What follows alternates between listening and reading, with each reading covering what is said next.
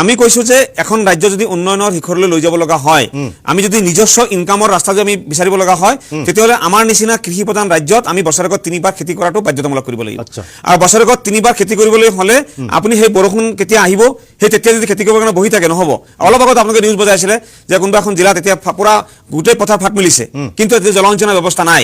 এতিয়া জলসিঞ্চন যদি গোটেই পথাৰত যদি আমি বছৰেকত 3বাৰ খেতি কৰিব পৰাকৈ আমাৰ অসম চৰকাৰে যদি জলসিঞ্চনৰ ব্যৱস্থা কৰি দিলে হয় আৰু কৃষকসকলক যদি সুবিধা দিলে হয়, কেৱল সেই PM কিষাণৰ নামত 2000 টকা দিয়া বা এই অৰুণোদয় নামত মহিলাসকলক 1250 টকা দিলেই ৰাজ্যখন উন্নয়নৰ শিখৰলৈ নাযায়। যদি আমি যদি সেই জলসিঞ্চনৰ জৰিয়তে আমি কৃষকসকলক বিভিন্ন সা সুবিধা দিয়াৰ পিছত যদি গোটেই খেতিয়কক গোটেই কৃষকক যদি আমি বছৰেকত 3বাৰকৈ আমি খেতি কৰাই আমি যদি ফচল উৎপাদন কৰিব পাৰোঁ, নিশ্চয়কৈ আমাৰ ৰাজ্যখনৰ বহুখিনি মানে কি কয় আমি ৰেভিনিউ গোটাব পাৰিম। ঠিক অনুৰূপ ধৰণে আমি দেখিছো যে পৰ্যটনৰ কাৰণে অসমখন বিখ্যাত হ'ব, কিন্তু কেৱল মাত্ৰ চৰকাৰৰ অমনোযোগিতাৰ কাৰণে আমি পৰ্যটন বিভাগৰ পৰা আমি যিমানখিনি ৰাজহ আমি আহৰণ কৰিব লগা আছিলে আমি কিন্তু সেইখিনি আমি আহৰণ কৰি থাকিব পৰা নাই। গতিকে এইবিলাক বিষয়ে কিন্তু চৰকাৰে গুৰুত্ব নিদিয়ে, কেৱল লেকচাৰ। আপুনি চাব যে আজিৰ তাৰিখত যিখিনি আমাৰ ৰাজহ আহৰণৰ ব্যৱস্থা আছে তাতে চাব কিমান সিন্ডিকেট কিমান লিকেজ চলি আছে। গোটেই চৰকাৰে পাব লাগিছিল আচলতে 100 টকা, চৰকাৰে পাই আছে 20 টকা, 80 টকা গুচি গৈ আছে, কিন্তু এই ৰাজনৈতিক নেতাবিলাকৰ শাসকীয় পক্ষৰ ৰাজনৈতিক নেতা পালে নেতাবিলাকৰ পকেটত সোমাই গুচি গৈ আছে। এইবিলাক বন্ধ কৰিব লাগিব, আৰু এইবিলাক যদি বন্ধ নকৰে তেতিয়াহ'লে চৰকাৰে আমি যিমানেই ফটাডুল কোবাই নাথাকো কিয় আমাৰ ঋণৰ পৰিমাণ প্ৰত্যেক মাহত বাঢ়ি গৈ থাকিব, আৰু এটা দিন আহিব যে গোটেই ৰাইজে ঋণৰ এই বোজা সহিব নোৱাৰা অৱস্থা হ'ব, আৰু তেতিয়া কিন্তু চৰকাৰৰ কি অৱস্থা হ'ব সেই কথাটো এটা কল্পনাৰ বাহিৰৰ কথা। গতিকে আমাৰ অসম চৰকাৰৰ আজিৰ তাৰিখত যিমানখিনি সুযোগ আছে সেই সুযোগখিনি অসম চৰকাৰে গ্ৰহণ কৰি থকা নাই, এই কথাটো স্পষ্ট। আৰু সেই সুযোগখিনি যদি গ্ৰহণ কৰিলেহেঁতেন তেতিয়াহ'লে আমি ভাবোঁ যে চৰকাৰে অন্তত আমাৰ নিজৰ ৰাজহৰ জৰিয়তে আমি বহুখিনি আমি আগুৱাই যাব পাৰিলোহেঁতেন। নিশ্চয়। মই কেইটা পইণ্ট জানি মই ৰুহুল আমিনৰ পৰা এটা প্ৰশ্ন জানি ল'ম যে বদৰুদ্দিন আজমলৰ আপুনি ভাষ্যটো শুনিলে, মই কিছু সময়ৰ পূৰ্বে শুনাইছোঁ যে 60 বছৰে সংখ্যালঘুক প্ৰতাৰণা কৰিলে এতিয়া বসুন্ধৰা 4.0 হয়নে কৌশিক? গতিকে 4.0ৰ মাজলৈ এতিয়া কিন্তু এই চৰকাৰখনে যাবলৈ যাত্ৰা কৰিছে য'ত চৰাঞ্চলত মাটিৰ ভূমি পট্টা দিব, যিটো কংগ্ৰেছে কেতিয়াও সাহস নকৰিলে 60টা বছৰৰ ভিতৰত। এই পৰিস্থিতিয়ে কি বুজাই আছে একচুৱেলি? প্ৰথম কথাটো হ'ল মৌলানা বদৰুদ্দিন আজমল ডাঙৰীয়াৰ বহুদিনৰ সপোন আছিল হিমন্ত বিশ্ব শৰ্মা ডাঙৰীয়াক মুখ্যমন্ত্ৰী হিচাপে চাব বিচাৰে, আৰু মুখ্যমন্ত্ৰী হোৱাৰ পিছত বা আগতে মৌলানা বদৰুদ্দিন আজমল ডাঙৰীয়াই বহুতবাৰ বিজেপি চৰকাৰ আৰু হিমন্ত বিশ্ব শৰ্মা ডাঙৰীয়াক প্ৰশংসা কৰি আহিছে, এইটো ডাঙৰ কথা নহয়। কিন্তু মই আচৰিত হৈছোঁ বিধানসভাৰ এজন সন্মানীয় সদস্য হৈ যে বিজেপি এটা ভুল নেৰেটিভ ক্ৰিয়েট কৰি আছে আৰু সেইটোক তেওঁ সমৰ্থন কৰিছে। বাজেটত এই বসুন্ধৰা 4ৰ বিষয়ে কি লিখা আছে মোক 2 মিনিট সময় দিব, মই পঢ়ি শুনাব বিচাৰিছোঁ। তাৰপিছত সঁচাকৈ মৌলানা বদৰুদ্দিন আজমল ডাঙৰীয়াই বাজেটৰ সেই কথাখিনি পঢ়িছেনে নাই, তাতে স্পষ্টকৈ লিখা আছে মিছন বসুন্ধৰা ক্ৰমাগত 3টা পৰ্যায়ে অসমৰ ভূমি ৰাজহ সংস্কাৰৰ ক্ষেত্ৰত এক দৃঢ় কাঠামো স্থাপন কৰিছে। মই শ্বৰ্টকৈ পঢ়িছোঁ, এতিয়ালৈকে 4.35 লাখ বিঘা ভূমিৰ ওপৰত 3.56 লাখতকৈ অধিক পৰিয়ালক অধিকাৰ প্ৰদান কৰা হৈছে। এতিয়া মোৰ প্ৰশ্ন মৌলানা বদৰুদ্দিন আজমল ডাঙৰীয়া আৰু বিজেপি চৰকাৰক, এই যে 3.5 লাখ মানুহক ভূমিৰ অধিকাৰ দিয়া গৈছে বা পাট্টা দিয়া গৈছে, তাৰে ভিতৰত কেইজন সংখ্যালঘু মানুহক দিয়া গৈছে? এজন কওক, মই চৰচাপৰি সংখ্যালঘু বুলি কোৱা নাই, নলবাৰী চহৰ কওক, শিৱসাগৰ চহৰ কওক, ডিব্ৰুগড় চহৰৰ কওক, খিলঞ্জীয়া অসমীয়া কোনো মুছলমানক বা সংখ্যালঘু সম্প্ৰদায়ৰ লোকক এজন লোকক ভূমিৰ পাট্টা দিছে নেকি স্পষ্টকৈ ক'ব পাৰিম? দিয়া নাই। মোৰ নিজে স্পষ্ট প্ৰমাণ মই পাইছোঁ। মই নলবাৰী চহৰতে যেতিয়া এই বসুন্ধৰা 1, 2, 3ৰ কাম আৰম্ভ হৈ আছিলে, নামৰ নলবাৰী চহৰতো আপোনাৰ চৰাঞ্চলৰ বা আপোনাৰ যাক পূৰ্ববংগমূলীয় মুছলমান নাই, খিলঞ্জীয়া মুছলমান আছে, তেওঁলোকৰ যেতিয়া নামৰ শেষত ইছলাম আলী দেখা পায় সেই ফাইলবিলাক হোল্ড কৰি থৈ দিয়ে। আজিলৈকে নলবাৰী চহৰতে কওক, মই নিজে জানো বঙাইগাঁও চহৰ, অভয়পুৰী চহৰৰ কোনো মুছলমানক আজিলৈকে ভূমিৰ পাট্টা দিয়া নাই। দ্বিতীয়তে বসুন্ধৰা 4ৰ বিষয়ে কি কৈছে চৰকাৰে, যে বিশেষভাৱে চৰ অঞ্চলসমূহৰ ডিজিটেল জৰীপৰ ওপৰত গুৰুত্ব আৰোপ কৰি এতিয়া মিছন বসুন্ধৰা 4 ৰূপায়ণ কৰা হৈছে, যাৰ জৰিয়তে বৰাক উপত্যকা আৰু মৰাণ, মটক, আহোম, চুতীয়া, কোচ ৰাজবংশী আৰু অন্যান্য খিলঞ্জীয়া জনগোষ্ঠীসমূহৰ ভূমিৰ অধিকাৰ নিশ্চিত কৰা হৈছে। ইয়াতে যদি কেৱল চৰচাপৰি মানুহৰ কথা ক'লেহেঁতেন অলপ আশা আছিল যে সংখ্যালঘু সম্প্ৰদায়ৰ মানুহে অলপ ভূমিৰ পাট্টা পাব চাগে, কিন্তু ইয়াত স্পষ্টকৈ জনগোষ্ঠীৰ নাম উল্লেখ কৰি দিছে। তৃতীয়তে তেওঁলোকে এটা কথা লিখিছে বাজেটত, যে ভূমি সংস্কাৰ অধিক শক্তিশালী কৰাৰ লগতে কমেও 3টা প্ৰজন্ম ধৰি অসমৰ বাসিন্দা হৈ থকা পৰিয়ালৰ সদস্যসকলকহে ভূমিৰ আবণ্টন নিশ্চিত কৰিবলৈ আমাৰ চৰকাৰে বৰ্তমান ব্যৱস্থা প্ৰয়োজনীয় বিধানী আৰু প্ৰশাসনিক সংশোধন আনিব। এতিয়া 3টা পৰ্যায় বা 3টা প্ৰজন্ম কিয় আহিব লাগে? অসম চুক্তি মানি লৈছে আপোনালোকে 71 চন, আজি ইয়াৰ ওপৰত অসম চৰকাৰে এনআৰচিৰ আগে আগে কেছ কৰিছিলে যে 51 হ'ব নে 71 হ'ব সুপ্ৰিম কোৰ্টেও ৰায় দিছে 71 তো 71 ভিত্তি বৰ্ষ হিচাপে ধৰি ভিত্তি বৰ্ষ ধৰি আপোনালোকে মাটিৰ পাট্টা কিয় চৰকাৰে দিব নোৱাৰে ইয়াতে তিনিটা প্ৰজন্ম এইটো কৌচ এটা লগাই ৰাখিছে এইটো মেৰপাক যে লগাই ৰাখিছে এই মেৰপাকত কেইজন সংখ্যালঘু সম্প্ৰদায়ৰ মানুহে যে ভূমিৰ পাট্টা পাব সন্দেহ আছে সেইকাৰণে এতিয়া যে হিমন্ত চৰকাৰে যিটো পদক্ষেপ ল'বলৈ গৈ আছে এই পদক্ষেপটো মানে এটা ভ্ৰান্ত ধাৰণা দিছে এটা কথা আমিও সৰুতে পাইছো যে যি মূলা বাৰে তাৰ দুপাততে চিন যদি বসুন্ধৰা 1, 2, 3 এজনো খিলঞ্জীয়া মুছলমানক ভূমিৰ পাট্টা দিলেহেঁতেন আমাৰ এটা আশা আছিল যে এইবাৰ চাগে চৰচাপৰি সংখ্যালঘু 1, 2, 3 নিদিলে গতিকে চাৰিত ক'ত দিব আপুনি চৰচাপৰি সংখ্যালঘু বাদ দিয়ক ডিব্ৰুগড় শিৱসাগৰ নলবাৰী গোৱালপাৰা এনেকে জিলাৰ হেডকোৱাৰ্টাৰ যে খিলঞ্জীয়া মুছলমানসকল আছে তেওঁলোকক সংখ্যালঘু আছে তেওঁলোকৰ কোনোবা ভূমিৰ পাট্টা দিছে নেকি এতিয়ালৈকে চৰকাৰে এজনকো দিয়া নাই কিন্তু কংগ্ৰেছৰ দিয়া নাছিলে কংগ্ৰেছৰ দিনত দিছে আপুনি তথ্য ওলাইছে কংগ্ৰেছৰ দিনত চেঙা বহৰিতো আপোনাৰ ভূমিৰ পাট্টা দিয়া গৈছে কিন্তু যি পৰ্যায়ত দিব লাগিছিল সেই পৰ্যায়ত দিব পৰা নাই এইটো স্বীকাৰ কৰোঁ তেতিয়া কিবা এটা আপোনাৰ আৰু যি হিচাপে বিচাৰে আৰু আমাৰ মানুহৰ সংখ্যালঘু চৰঞ্চলৰ মানুহৰ এটা দুখ মই নিজে স্বীকাৰ কৰোঁ কেতিয়াও মানে ভাবা নাছিল যে মাটিৰ পাট্টাৰ কাৰণে মই আবেদন কৰিব লাগিব অফিচত যাব লাগিব বা ইয়াৰ ওপৰত আমাৰ সিমান এটা আপোনাৰ কনচাৰ্ণ আমি সিমান এটা নাছিলোঁ নিশ্চয় মই পৰৱৰ্তী মন্তব্য লৈছোঁ কৌশিক পাল ভাৰতীয় জনতা পাৰ্টিৰ পক্ষৰ পৰা কৌশিক পাল আপুনি কি ক'ব যে সদনত বহুকেইটা বিতৰ্ক হাইলাইট পইণ্টকেইটা আনিবলৈ প্ৰয়াস কৰিছোঁ বহুকেইটা আছে তাৰ মাজত আপুনি দেখিছে যে সংখ্যালঘুসকলে এইবাৰ বসুন্ধৰা 4ত আপোনাৰ ভূমি পট্টা পাবলৈ গৈ আছে এইটো এটা কংগ্ৰেছে বিভিন্ন দিনত নোৱাৰিলে বুলি কৈছে সেয়া বদৰুদ্দিন আজমলে অভিযোগ আনিছে সংখ্যালঘু নেতা হিচাপে চাওক আজি যিটো কথা বিষয় আপুনি কৈছে মিছন বসুন্ধৰা 4.0 এই বিষয়টো লৈ পেলাই ইতিমধ্যে আপোনাৰ সন্মানীয় বিধায়ক মৌলানা বদৰুদ্দিন আজমল ডাঙৰীয়াই নিজে স্বাগতম জনাইছে মাননীয় মুখ্যমন্ত্ৰী ধন্যবাদ জনাইছে এই সংখ্যালঘুসকলৰ যি ত্ৰাণকৰ্তা হিচাপত কাম কৰি আছে আমচুৰ সভাপতিয়ে নিজে সাংবাদিকৰ আগত তেওঁ কৈছে যে এইটো এটা মানে আদৰণীয় পদক্ষেপ ঐতিহাসিক পদক্ষেপ আদৰণি জনাইছো আৰু মুখ্যমন্ত্ৰীক তেওঁ ধন্যবাদ জনাইছে এতিয়া চাওক সংখ্যালঘুৰ অকল চিন্তা আৰু তেওঁলোকৰ বিষয়ে ভবা দল কি অকল কংগ্ৰেছ নেকি তাৰমানে বেলেগে কোনো সংখ্যালঘুৰ কথা ভাবিব নোৱাৰে সংখ্যালঘুৰ কপিৰাইটটো কংগ্ৰেছে লৈ থৈছে এনেকুৱা কিবা এটা যুক্তি আছে নেকি তেনেকুৱা কিবা কথা আছে নেকি কংগ্ৰেছৰ মুখপাত্ৰগৰাকীয়ে যেনেকৈ কথাখিনি কৈছে যে বদৰুদ্দিন আজমলে যদি কিবা এটা কৈছে সেইটোৰ কোনো মূল্য নাই আমচুৰ সভাপতিয়ে যদি কিবা এটা কৈছে সেইটোৰ কোনো ভেলু নাই কেৱল আছে কংগ্ৰেছে যিটো কথা কৈছে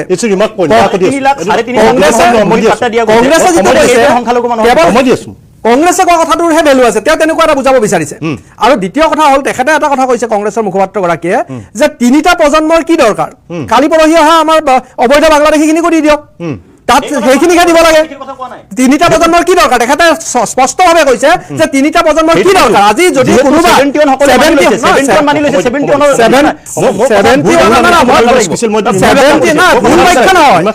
যিকোনো জনা বুজা মানুহে 71ৰ আগত অহা কথাটো যদি কয় 71ৰ আগত যদি কোনোবা আহে আজি 2026 তিনিটা প্ৰজন্ম ইয়াত এনেই হৈ যায় আপুনি হিচাপ কৰি চাওক 71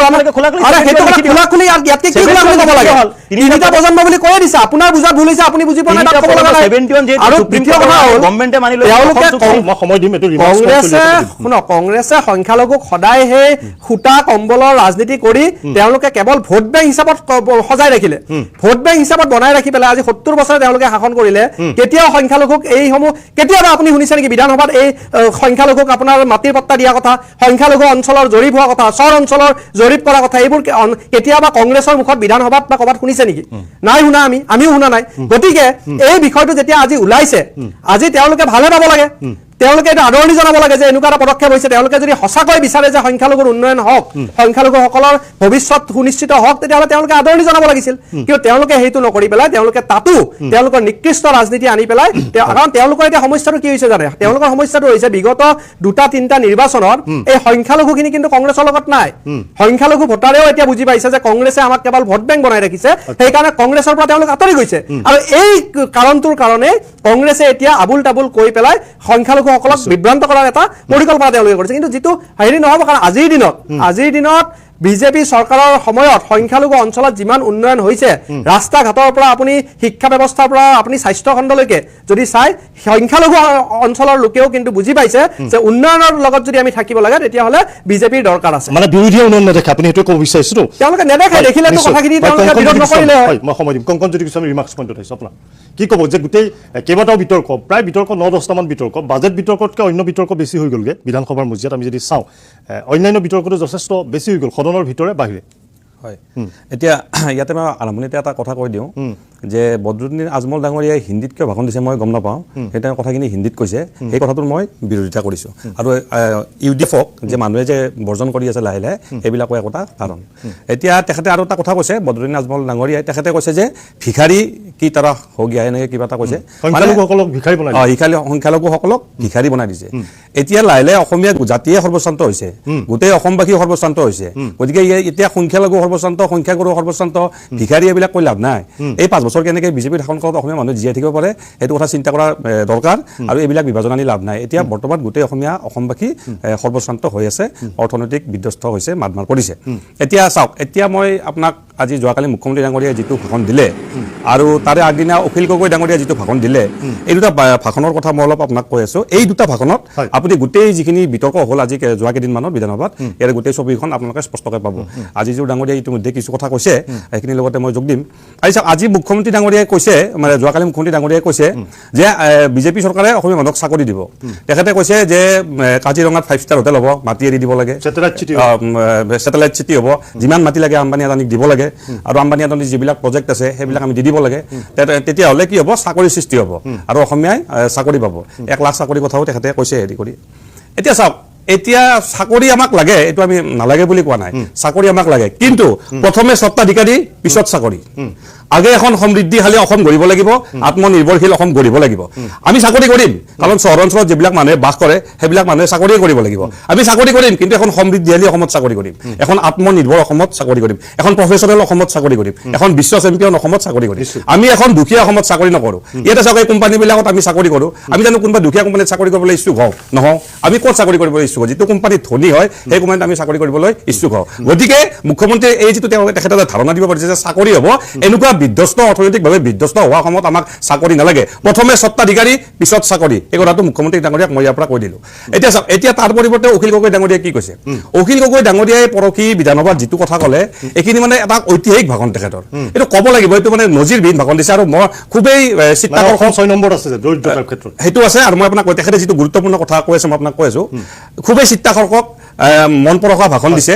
আৰু এইটো ৰেকৰ্ডত আছে তেখেতে যিবিলাক কথা কৈছে অখিল গগৈ ডাঙৰীয়া বিৰোধী নেতা সেইখিনি কথা আমাৰ সভাপতি লুঞ্জিত গগৈ ডাঙৰীয়া বা আন নেতাসকলে বিভিন্ন মঞ্চত কৈছে আৰু এই কথাবিলাক আমিও বিভিন্ন মঞ্চত দাঙি ধৰিছোঁ হয় কিন্তু তেখেতে যিটো কথা কৈছে তেখেতে কি কৈছে যে আমাৰ অসমীয়া মানুহ প্ৰফেচনেল নহয় আমি পেছাদাৰী নহয় সেইকাৰণে আমাৰ অসমখন প্ৰফেচনেল নহয় অৰ্থাৎ অখিল গগৈ ডাঙৰীয়াই কৈছে যে লক্ষ্য উদ্দেশ্য আশা সপোন প্ৰফেচনেল মানুহৰহে থাকে আৰু কিন্তু যোন মানুহ প্ৰফেচনেল নহয় তাৰ এইবিলাক লক্ষ্য উদ্দেশ্য আশা সপোন নাথাকে কেৱল কেলডেপকে জীয়াই থকা মানুহৰ এইবিলাক উদ্দেশ্য নাথাকে গতিকে অসমীয়া জাতিটো প্ৰফেচনেল হ'ব লাগে এইটো এটা যুগান্তকাৰী কথা কৈছে তেখেতক আৰু তেখেতক ধন্যবাদ দিছোঁ তেখেতে বৰ সুন্দৰ কথা কৈছে আৰু আমাৰ সভাপতি লুঞ্জিত গগৈ ডাঙৰীয়াও কেইদিনমান আগতে ইংলেণ্ড পথাৰত এই কথাবিলাক কৈছিলে কিন্তু যি নহওক তেখেতে এগৰাকী বিধায়ক তেখেতৰ কথাখিনি ৰেকৰ্ড বুকত আছে গতিকে তেখেতক আমি বিশেষভাৱে উল্লেখ কৰিছোঁ এই কথাটো তেখেতে কৈছে যে আমাক এখন প্ৰফেচনেল অসম লাগে গতিকে আমি ক'ব বিচাৰোঁ যে আমাক এখন আত্মনিৰ্ভৰ সমৃদ্ধিশালী প্ৰফেচনেল আৰু বিশ্ব চেম্পিয়ন অসম লাগে মানে বিজেপিয়ে যিখন অসম বিচাৰিছে সেইখন কি অসম বিজেপিয়ে যিখন অসম বিচাৰিছে সেইখন হৈছে গোলামৰ অসম তাৰমানে তেখেতসকলে কৈছে যে আম্বানী আদানী এইবিলাকক আমি মাটি দি দিম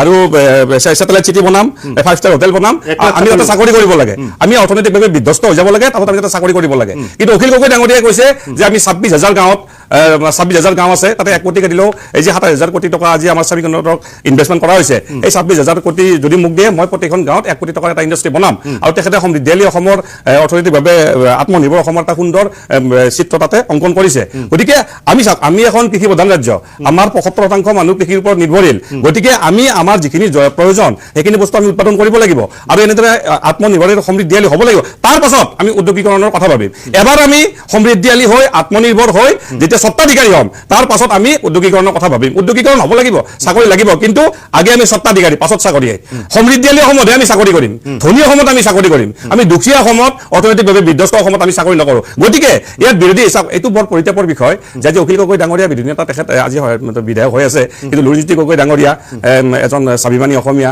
কুংকি চৌধুৰী উচ্চ শিক্ষিতা জ্ঞানশ্ৰী বৰা এইবিলাক মানুহ বাহিৰত থাকি গ'ল গৌৰৱ গগৈ বাহিৰত থাকি গ'ল এইটো খুবেই পৰিতাপৰ বিষয় এই গোটেইখিনি মানুহ যদি আজি চৰকাৰত থাকিল হয় তেনেহ'লে 25 বছৰ হিমন্ত বিশ্ব শৰ্মাই যি কৰিব নোৱাৰিলে 25 মাহত অসমৰ মানুহে তাৰে জিলিঙনি দেখা পালে হয় গতিকে এতিয়া ইয়াতে স্পষ্ট হৈ পৰিছে বিৰোধীৰ আদৰ্শ কি বিৰোধীৰ চিন্তন কি দৰ্শন কি লক্ষ্য কি উদ্দেশ্য কি আৰু হিমন্ত বিশ্ব শৰ্মাৰ লক্ষ্য উদ্দেশ্য কি হিমন্ত বিশ্বৰ লক্ষ্য মুখ্য উদ্দেশ্য হৈছে সকলো মাটি আমাৰ সকলো সম্পদ এইবিলাক আমি গতাই দিব লাগে নৰেন্দ্ৰ মোদী আৰু অমিত শ্বাহৰ চুটলপিৰ মতে এই বনিয়াসকলক গতাই দিব লাগে আৰু অসমক গোলাম কৰিব লাগে আৰু বিৰোধীসকলৰ উদ্দেশ্য হৈছে আত্মনিৰ্ভৰশীল অসম সমৃদ্ধিশালী অসম বিশ্ব চেম্পিয়ন অসম আমি এখন গঢ়িব লাগে আৰু এজন এটা ধনী আৰু আত্মনিৰ্ভৰ দেশ হিচাপে গঢ়ি তুলিব লাগে। আপোনাৰ পালো নাছিম আহমেদৰ ওচৰত যাব বিচাৰিছো। নাছিম আহমেদ নগাঁৱৰ পৰা আছে। নাছিম আহমেদ আপুনি শুনি আছে?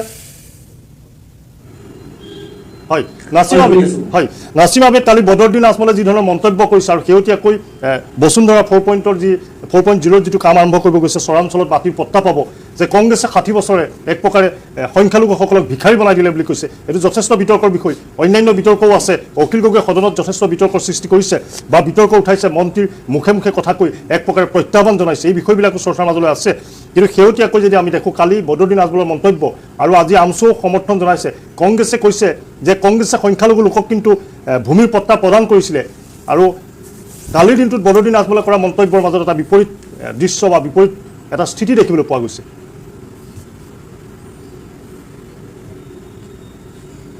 একো কথাটো হ'ল যে কোনো ধৰণৰ বিপৰীত কোনো কথা নহয়। আমাৰ দলৰ সন্মানীয় সভাপতি হজৰত মৌলানা বদৰুদ্দিন আজমল চাহাবে যি মন্তব্য তেখেতে যোৱাকালি দিছে বসুন্ধৰা 4 লৈ পেলাই সেই মন্তব্যৰ প্ৰতি মই এইটোৱে ক'ব বিচাৰিছো যে বসুন্ধৰা নিয়মটো যেতিয়া চৰকাৰে আনিছে, বসুন্ধৰা 1 আনিছে, 2 আনিছে, 3 আনিছে, এই গোটেইখিনিত সংখ্যালঘু বিশেষকৈ সংখ্যালঘু মুছলমান মানুহক কোনো এটা হেৰিতে 1, 2, 3 কতোই এক কথা মাটি বা এক লেচা মাটিও সংখ্যালঘু জনসাধাৰণক দিয়া নাই। আমি বহুত ইয়াৰ কাৰণে আমি বহুত দুখিত। ইয়াৰ কাৰণে বিধানসভাৰ মজিয়াত যোৱা চৰকাৰৰ সময়ত হিমন্ত বিশ্ব শৰ্মা মুখ্যমন্ত্ৰী যিটো 2021 চনৰ পৰা আছিল, তেতিয়া আমাৰ দলৰ সন্মানীয় বিধায়কসকলে এই সন্দৰ্ভত যথেষ্ট কথা উত্থাপন কৰিছিল। কিন্তু দেখা গ'ল, হেল্ল' শুনি আছে? শুনি আছো, আপুনি কৈ যাওক। হয় অসমৰ ৰাইজে শুনি আছো, কওক। হয় শুনি আছো, কওক।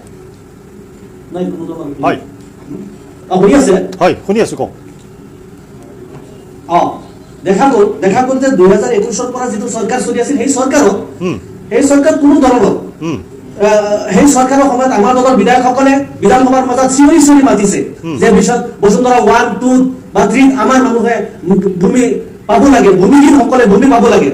কিন্তু দেখা গ'ল আমাৰ মানুহক কোনো ধৰণৰ ভূমি দিয়াৰ কথা চৰকাৰে চিন্তা নকৰে বা চৰকাৰে দিয়া নাই। যি চৰকাৰে সবকা সাথ সবকা বিকাশ কৰি পেলাই তেওঁলোকে শ্লোগান দিছে, কিন্তু দেখা গ'ল আমাৰ লগত এই সবকা সাথ সবকা বিকাশ এই ক্ষেত্ৰত ভূমিৰ ক্ষেত্ৰত হোৱা নাই। দ্বিতীয় কথা হ'ল এতিয়া যিটো মুখ্যমন্ত্ৰী মহোদয়ে যিটো কৈ আছে যে বসুন্ধৰা 4, এই বসুন্ধৰা 4ৰ যি কথা তেখেতে উল্লেখ কৰিছে সেই কথাটো হৈছে যে এই যিসকল খিলঞ্জীয়াৰ কথা কৈছে বা অন্যান্য জনগোষ্ঠীৰ কথা কৈছে, এই ক্ষেত্ৰত মুখ্যমন্ত্ৰী হিমন্ত বিশ্ব শৰ্মা ডাঙৰীয়া এটা কথা কৈছিল যে 1951ৰ আগত অহা বা 1971ৰ আগত অহা যিসকল মানুহ তেওঁলোক খিলঞ্জীয়া হয়, এই কথাটো মুখ্যমন্ত্ৰীয়ে কৈছিল। সেই ক্ষেত্ৰত আমি জনা মতে 1971ৰ আগত যিসকল মানুহ আছে, বিশেষকৈ ধৰ্মীয় সংখ্যালঘু মুছলমান মানুহ 1971ৰ পিছত নাই। যদি 1971ৰ পিছত কোনোবা আছে, আমি এটা বিৰোধ কৰোঁ, তেওঁলোকক আমি অসমৰ পৰা আঁতৰাই দিব লাগে। 1971ৰ আগত যিমান মানুহ আছে তেওঁলোকক সেই মানুহসকলক ভূমিহীনসকলক ভূমি দিব লাগে। এই ক্ষেত্ৰত কংগ্ৰেছে স্বাধীনতাৰ পিছৰ পৰা আজিলৈকে আমাৰ ধৰ্মীয় সংখ্যালঘু জনগোষ্ঠীক লৈ পেলাই তেওঁলোকে সদায় মাহিয়াৰ দৃষ্টিৰে তেওঁলোকে চাই আহিছে। আজি মৌলানা বদৰুদ্দিন আজমল সাহেব আমাৰ দলৰ সন্মানীয় সভাপতি তেখেতে নিজে কৈছে যে আমাৰ মানুহক সংখ্যালঘু মানুহক ভিখাৰী বনাই দিছে, আৰু ভিখাৰী বনোৱাৰ একমাত্ৰ পাৰ্টিটোৱে হৈছে কংগ্ৰেছ পাৰ্টি। অলপ আগতে কংগ্ৰেছৰ মুখপাত্ৰ ৰুহুল আমিন ডাঙৰীয়াই কৈছে যে তেওঁলোকে মাটিৰ পট্টা তেওঁলোকে দিছে। বৰ আচৰিত কথা যে 2001 চনৰ পৰা 2015 চনলৈকে একেৰাহে 15টা বছৰ চৰকাৰ কংগ্ৰেছে চলাইছে। সেই 15টা বছৰত যদি 15 মিনিট সময়ৰ কাৰণেও 15 মিনিট সময়ৰ কাৰণেও যদি কংগ্ৰেছে ভাবিলেহেঁতেন যে এই চৰাঞ্চলত বসবাস কৰা ভাৰতীয় নাগৰিকসকলক যিসকলে ভূমিহীন হৈ আছে তেওঁলোকক ভূমিৰ পাট্টা দিয়াৰ ব্যৱস্থা কৰিব লাগে, নিশ্চিতভাৱে তেওঁলোকে পাৰিলেহেঁতেন। আজিও আমি দেখা পাইছো মুখ্যমন্ত্ৰীয়ে বিধানসভাৰ মজিয়াত স্পষ্টকৈ কৈছে যে ভূমিহীনসকলক, বিশেষকৈ মুছলমান ভূমিহীনসকল যিসকল চৰাঞ্চলত বসবাস কৰি আছে তেওঁলোকক মাটি লাগে বুলি বিধানসভাৰ মজিয়াত তেওঁলোকে উত্থাপন নকৰে, চৰকাৰৰ ওচৰত তেওঁলোকে আবেদন নকৰে, চৰকাৰক তেওঁলোকে নকৰে। এওঁলোকৰ বিধায়ক মজিবুৰ ৰহমান ডাঙৰীয়াই কৈছে যে আমাৰ মানুহ যিসকল মানুহৰ ভূমি নাই তেওঁলোকক মাটি দিব লাগে। বিধানসভাত উত্থাপন নকৰে কংগ্ৰেছে। আগৰ পৰাই আমাক ঠগি আছে, এতিয়া আমাক ঠগি আছে। তেওঁলোকে এই অৱস্থাত অসমৰ গোটেই মুছলমান জাতিটোক আজি এই পিছ পৰি আছে, তাৰ মূলত কাৰণটো হৈছে কংগ্ৰেছ। যদি কংগ্ৰেছে চিন্তা কৰিলেহেঁতেন নিশ্চিতভাৱে আজি এই অৱস্থা নহলহেঁতেন। আজি বসুন্ধৰা আহিছে, বসুন্ধৰাৰ প্ৰয়োজন নহলহেঁতেন। বসুন্ধৰা একমাত্ৰ এই কাৰণেই প্ৰয়োজন হৈছে যে বসুন্ধৰাৰ জৰিয়তে মাটি তেওঁলোকে চৰকাৰে যেনেকে ভাগ কৰি আছে, এই ক্ষেত্ৰত আমাকো বঞ্চিত কৰিছে, আমাকো বঞ্চিত কৰিছে। হয়, নিশ্চয় আমি আশা কৰিম বসুন্ধৰা ফোৰৰ জৰিয়তে আমাৰ মানুহক যাতে উপকৃত কৰিব পাৰে। হয়, নিশ্চয় নাছিম, মই এটা কথা পাতিম, আপুনি লাইনতে থাকক, আমাৰ লগতে থাকক। হয়, এটা কথা কৈছো, এটা কথা যে এইবাৰ বিধানসভা যিটো বিত্তমন্ত্ৰীয়ে বাজেট দাখিল কৰিছে, হয়, এই বাজেটত দেখা গৈছে সংখ্যালঘুৰ কাৰণে যি বাজেট মাত্ৰ 74 নে 78 কৰোৰ, হয়, এয়া অত্যন্ত দুখজনক কথা হৈছে। আজি বিটিচিৰ কাৰণে যি ধৰণে বাজেট তেওঁলোকৰ কাৰণে কৰিছে, হয়, আমি ভাল পাইছো বিটিচিৰ কাৰণে ইমান হেৰি কৰিছে, কিন্তু সংখ্যালঘুৰ কাৰণে ইমান কম বাজেট, এয়া অত্যন্ত দুখৰ কথা। আমি খুবেই দুখিত হৈছো। এই ক্ষেত্ৰতো আমি আপোনালোকৰ জৰিয়তে চৰকাৰক অনুৰোধ জনাম সংখ্যালঘুৰ কাৰণে আৰু বাজেট বৃদ্ধি কৰিব লাগে। নিশ্চয় নাছিম। হয়, ৰুহুল আমিন কি ক'ব যে ইতিমধ্যে কৈছে যে কংগ্ৰেছে পুৰা প্ৰতাৰণাৰ পিছত প্ৰতাৰণা কৰিলে ভূমিৰ ক্ষেত্ৰত? আপুনি বাকী কেইজনক যিমান সময় দিছে মোক 2 মিনিট সময় দিব লাগিব কথাখিনি স্পষ্ট কৰাৰ কাৰণে। কংগ্ৰেছৰ আটাইতকৈ মানে দুখ লগা আমাৰ কাৰণে এটা বস্তু হ'ল কি যে বিজেপিয়ে কয় যে কংগ্ৰেছ কেৱল সংখ্যালঘুৰ ৰাজনীতি কৰে, ইউডিএফে কয় যে কংগ্ৰেছে সংখ্যালঘুৰ কাৰণে একো নকৰিলে। তো এটা কথা চাওক, কংগ্ৰেছ দলটো ভাৰতৰ সংবিধানৰ ওপৰত প্ৰতিষ্ঠিত, ভাৰতৰ সংবিধান মানি চলা এটা দল। নিজৰ সংবিধান আকৌ ভাৰতৰ সংবিধান। ভাৰতৰ সংবিধানে কোনো হিন্দু মুছলমানৰ নামত কাকো নাচায়, দৃষ্টি কেৱল নাগৰিকৰ ওপৰত। আৰু কংগ্ৰেছে ইমান বছৰ যি কৰিছে ভাৰতীয় নাগৰিকৰ সম অধিকাৰ দিছে। আজি নাছিম আহমেদ ডাঙৰীয়াই কোন স্কুলৰ পৰা পঢ়িছে নাজানো, তেখেতে যিখন স্কুলৰ পৰা কৰিছে কিজানি সেইখন স্কুল কংগ্ৰেছৰ দিনতে হোৱা।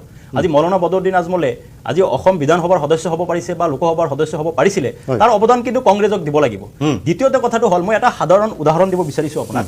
কংগ্ৰেছৰ যেতিয়া মনমোহন সিং ডাঙৰীয়া চৰকাৰ হ'ল, যে ভাৰতৰ মুছলমানৰ অৰ্থনৈতিক আৰু শৈক্ষিক পৰিস্থিতি নিৰীক্ষণৰ কাৰণে ছাৰ্ভে কৰাৰ কাৰণে স্বাস্থ্য কমিটিৰ এটা ৰিপৰ্ট আপোনাৰ প্ৰতিবেদন এটা দাখিল হৈছিলে বা সেইটো এটা ৰিপৰ্ট ওলাইছিলে। সেই ৰিপৰ্টত কি হৈছিলে যে সংখ্যালঘুসকল ভাৰতৰ মুছলমান সংখ্যালঘুসকলৰ অৰ্থনৈতিকভাৱে বা শৈক্ষিকভাৱে SC ST-তকৈ পিছপৰা। তাৰ কাৰণে মোৰ নিজে প্ৰেক্টিকেল, মই যেতিয়া কি কৰিলে, এটা মাইনৰিটি স্কলাৰশ্বিপ এটা স্কিম কিন্তু কংগ্ৰেছ চৰকাৰৰ দিনত আছিলে।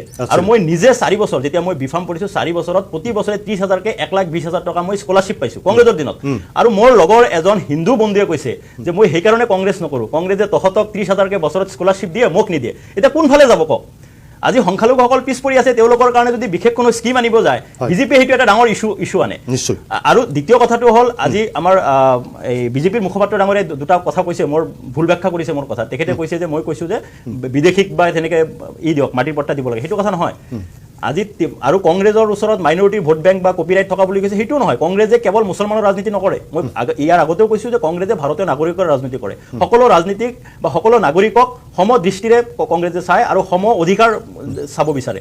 আৰু যি ভূমিৰ পাট্টাৰ কথা কৈছে, এইবাৰ আপোনাৰ কংগ্ৰেছ দলৰ যিটো ইস্তাহাৰ আছিলে, সেই ইস্তাহাৰত স্পষ্টকৈ লিখা আছিলে যে অসমৰ থলুৱা লোকসকলক ভূমিৰ পাট্টা প্ৰদান কৰা হ'ব। আৰু তেওঁ কৈছে যে সংখ্যালঘুসকলক ভূমিৰ পাট্টা প্ৰদান কৰি আছে, কংগ্ৰেছে ভাল পাব লাগিছিল। আমি কেৱল সংখ্যালঘু মুছলমান বুলি নহয়, অসমৰ যিকোনো ভূমিহীন নাগৰিকক ভূমি পাট্টা প্ৰদান কৰিলে আমি তাক অভিনন্দন জনাম, আমি স্বাগতম জনাম। কিন্তু প্ৰকৃতাৰ্থত তেওঁলোকে যিখিনি কৰিব লাগে সেইখিনি কৰা নাই। আৰু ছেকেণ্ড কথাটো হ'ল আজি হিমন্ত বিশ্ব শৰ্মা ডাঙৰীয়াই নিজে কৈছে যিমানখিনি মানুহ, মই বিজেপিৰ ওপৰত ইউডিএফে ইয়াত মাত নাপালে ভাল পাম। মই বিজেপিৰ ওপৰত হিমন্ত বিশ্ব শৰ্মা ডাঙৰীয়াৰ বক্তব্যৰ হিমন্ত বিশ্ব শৰ্মাৰ বিৰুদ্ধে কথা ক'লে ইউডিএফে ইমানকে জামুৰ খাই উঠে, মই আচৰিত হওঁ। আজি মুখ্যমন্ত্ৰী হিমন্ত বিশ্ব শৰ্মা ডাঙৰীয়াই নিজে কৈছে তেওঁলোকে যিমানখিনি মানুহক ভূমিৰ পাট্টা দিব লাগিছিল সেইখিনি দিব পৰা নাই। ঠিক কংগ্ৰেছৰ দিনতো ঠিক যিখিনি দিব পৰা লাগিছিল দিব পৰা নাই। কিন্তু কংগ্ৰেছে সংখ্যালঘু মুছলমানৰ ৰাজনীতি কৰে তেনেকুৱা কথা নহয়, ন্যায়ৰ ৰাজনীতি কৰে। আজি ইউডিএফে এই 2025 চনৰ 5 চনৰ পৰা 26 চন 21 বছৰ ইউডিএফ দলে এটা ইস্যুৰ ওপৰতে ৰাজনীতি কৰি আছে যে কংগ্ৰেছে মুছলমানৰ কাৰণে একো নকৰিলে, সংখ্যালঘু। কিন্তু মৌলানা বদৰুদ্দিন আজমল ডাঙৰীয়াই কি কৰিলে? তেওঁ 15 বছৰ অসমৰ সাংসদ আছিলে ধুবুৰী লোকসভাৰ পৰা। তেওঁ কেতিয়াবা ভূমিৰ পাট্টাৰ কাৰণে অনশনত বহিছিল নে? কেতিয়াবা আন্দোলন কৰিছে নে? লোকসভা 2 এবাৰ এই বিষয়ে উত্থাপন কৰিছে সঁচা। ইউডিএফ দলৰ সাংসদ 18জন বিধায়ক দিছিলে কিন্তু তেওঁলোকে LDF দল জন্ম হোৱাৰ দেখুৱালে পিছৰ অসমৰ সংখ্যালঘু সকলক যে তেওঁলোকে কিবা এটা কৰিলে সংহতি হওক বা চৰকাৰত আহিব পৰা নাই আমি মানিছো LDF চৰকাৰত আহিব পৰা নাই মানিছো কিন্তু আন্দোলন এটা কৰিছে নেকি সংখ্যালঘু মানুহৰ বাৰ্তা কৰি LDF দলে কেতিয়াবা আন্দোলন কৰিছে নেকি কেতিয়াবা অনশন কৰিছে নেকি কেতিয়াবা ৰাস্তা অৱৰোধ কৰিছে নেকি কেতিয়াবা বিধানসভাত ভালকে এই কথাবিলাক উত্থাপন কৰিছে নেকি তেওঁলোকে কৰা নাই আৰু মুখ্যমন্ত্ৰীৰ এটা এজেণ্ডাই হৈছে কংগ্ৰেছক শেষ কৰা সেইকাৰণে মুখ্যমন্ত্ৰী ডাঙৰীয়াই বিধানসভাত কয় যে সংখ্যালঘু বিধায়কসকলে বা কংগ্ৰেছ বিধায়কসকলে ভূমিৰ পাত্ৰৰ কাৰণে এবাৰো অনুৰোধ নকৰিলে আপোনালোকে চাওক অসম কংগ্ৰেছৰ বিধায়কসকলে বা নেতাসকলে সদায় বিজেপি চৰকাৰক বা হিমন্ত বিশ্ব শৰ্মা ডাঙৰীয়াক অনুৰোধ কৰি আহিছে যে উচ্ছেদ কৰা আগত কিন্তু তেওঁলোকে এই কথাবিলাক শুনিছে নেকি কংগ্ৰেছৰ বিধায়কে কিবা কথা ক'লে কংগ্ৰেছৰ কাৰণে ৰাজ্যত দলৰ জন্ম হৈছে বুলি কৈছে ৰুহুল আমিন দীঘলীয়া হৈছে মই সংখ্যালঘু মানুহৰ লগত ৰাখিছো অকণ দীঘলীয়া হৈছে কৌশিক পাল জন্ম হৈ LDF দলে কি কৰিলে সমাধান হৈ পোৱা নাই সমাধান কৰিব লাগে চেষ্টা দেখুৱাওক LDF দলে যে কৰিছে ৰুহুল আমিন হয় আজিজোৰ মই চাওক, এটা বিষয় বৰ দুৰ্ভাগ্যজনক এইটো যে কিবা এটা বিষয় উপস্থাপন কৰাৰ লগে লগে আমি কিয় ৰাজনৈতিক বোকা ছটিওৱা ৰাজনীতিটো কৰোঁ আমি প্ৰকৃতাৰ্থত যদি সঁচাকেই নাগৰিকৰ পক্ষত আছোঁ তেতিয়াহ'লে নাগৰিকে ক'ত উপকাৰ হ'ব আমি সেই কথাখিনিত আমি গুৰুত্ব আৰোপ কৰিব লাগিব এতিয়া কথা হৈছে যে চৰত বসবাস কৰি থকা লোকসকল আজি নহয় স্বাধীনতাৰ পূৰ্বৰ পৰা মানুহে চৰত বসবাস কৰি আছে আৰু স্বাধীনতাৰ পিছৰ পৰা আজিলৈকে কোনো চৰকাৰে কিন্তু চৰৰ মানুহৰ মাটি জৰীপ কৰিব লাগে বা সেই মানুহৰ জৰীপ কৰি মাটিৰ পট্টা দিব লাগে বুলি কোনেও কোৱা নাই আপোনালোকে সকলোৱে জানে যে মই এটা সময়ত আমচু কৰিছোঁ দীৰ্ঘকাল মই আমচুত আছিলোঁ আৰু আমচু জন্ম হৈছিলে 1980 চনত আৰু 1980 চনৰ পৰা আজিৰ তাৰিখলৈকে নহ'লেও 1000 বাৰ চৰকাৰক স্মাৰক পত্ৰ দিয়া হৈছে যে চৰৰ মাটিৰ জৰীপ হ'ব লাগে কোনো চৰকাৰে কিন্তু এই কথাটো গুৰুত্ব দিয়া নাই কংগ্ৰেছ চৰকাৰো গৈছে এজিপি চৰকাৰো গৈছে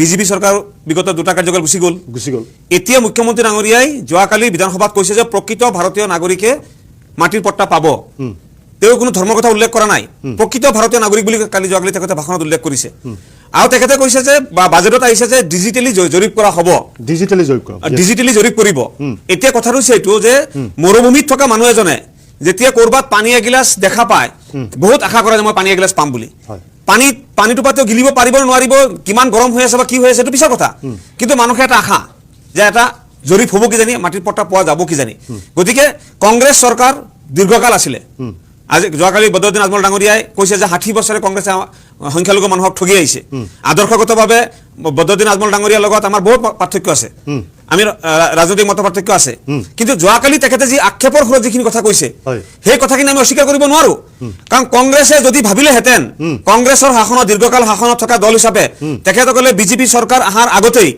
বহুখিনি সংখ্যালঘু মানুহৰ সমস্যা সমাধান কৰিব পাৰিলেহেঁতেন যেনেকে মাটিৰ জৰীপ তেখেতসকলে কৰিব পাৰিলেহেঁতেন যিহেতু তেখেতসকলক সংখ্যালঘু মানুহে বাৰে বাৰে ভোট দি আহিছে নাগৰিকত্বৰ সমস্যাটো সমাধান কৰাৰ ক্ষেত্ৰত তেখেতসকলে এটা বলিষ্ঠ ভূমিকা ল'ব পাৰিলেহেঁতেন এনআৰচি 2010 চনৰ পৰা আৰম্ভ হৈছে 2016 চনত কংগ্ৰেছৰ চৰকাৰ আঁতৰিছে কিয় 2016 চনৰ আগত এনআৰচিৰ কাম সম্পূৰ্ণ নহ'ল এই কথাবিলাক মানুহে সুধে আৰু বিবেক বিবেচনা থকা মানুহসকলে সুধিবই এইকাৰণে সুধিব যে আমি বাৰে ভোট দি আছো আপোনালোকে আমাক কিয় এই জ্বলন্ত সমস্যাখিনি সমাধান কিয় নকৰিলে এইবিলাক কথা আহি আছে এতিয়া মই বিজেপিৰ পক্ষৰ মানুহ নহয় আমি সদায় বিজেপি বিৰোধ কৰি আহি আছো আৰু বিজেপিৰ লগত বিধানসভাৰ ভিতৰত ৰাইজৰ দলে আটাইতকৈ বেছি মানে কি কয় বিৰোধ কৰি আহি আছে দেখিছে আপোনালোকে গোটেই অসমবাসীয়ে দেখা পাই আছে গতিকে মই এতিয়া কথাখিনি ক'ব যাতে কংগ্ৰেছক সমালোচনা কৰিলে কংগ্ৰেছ দলৰ এটা নীতি আছে যে কংগ্ৰেছক যি দলে সমালোচনা কৰিব তেওঁলোকে বিজেপিৰ এজেণ্ট হৈ যায় এইটো কংগ্ৰেছ দলে বিজেপিৰ এজেণ্ট বনাই দিয়ে গতিকে মই সেইকাৰণে আগতীয়াকৈ কৈছোঁ যে আমি কোনো বিজেপি দলৰ ছাপোৰ্টাৰ নহয় কিন্তু সঁচা কথাটো আমি ক'ব বিচাৰিছোঁ যে কংগ্ৰেছ দলে কেৱল মাত্ৰ মিয়া মুছলমান মানুহৰ পৰা বা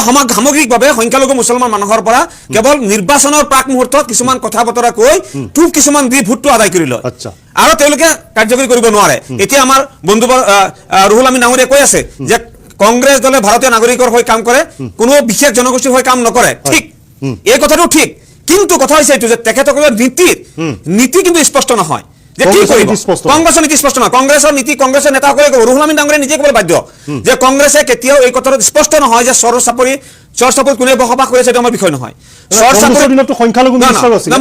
চৰ চাপৰিত বসবাস কৰি থকা লোকসকলৰ মাটিৰ জৰীপ কৰা হ'ব নে নহ'ব এই কথাটো কিন্তু কংগ্ৰেছৰ স্পষ্ট নহয় কংগ্ৰেছে এটা স্পষ্ট নীতি ল'ব লাগিছিলে যে আমি কৰিম বা নকৰোঁ এটা স্পষ্ট নীতি ল'ব লাগে কিন্তু স্পষ্ট নীতি নাই কংগ্ৰেছে নাগৰিকত্বৰ সমস্যাটো সমাধান কৰাৰ ক্ষেত্ৰত আপুনি ক'ব কংগ্ৰেছে নাগৰিকত্ব সমস্যাটো সমাধান কৰাৰ ক্ষেত্ৰত তেখেতসকলৰ কিন্তু স্পষ্ট নীতি নাই NRC ৰ কাম কোনে আৰম্ভ কৰিলে?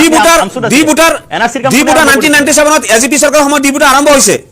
কংগ্ৰেছৰ যদি নীতি স্পষ্ট থাকিলেহেঁতেন তেতিয়াহ'লে তেওঁলোকে ক'লেহেঁতেন যে আমি ডি বুটাৰৰ সমস্যাটো আমি এনেকুৱা ধৰণৰ কোড বনাই আমি এনেকৈ এডভোকেট লগাই পিনি এইবিলাক সমাধান কৰাৰ ব্যৱস্থা কৰিলেহেঁতেন। তাকে নকৰি কংগ্ৰেছৰ পিৰিয়ডত আটাইতকৈ বেছি মানুহৰ নামৰ আগত ভোটাৰ তালিকাত ডি লগাইছে, আটাইতকৈ বেছি। বিজেপি দলৰ চৰকাৰ অহাৰ পিছত কিন্তু ডি লাগি থকা হোৱা নাই, বন্ধ হৈ আছে।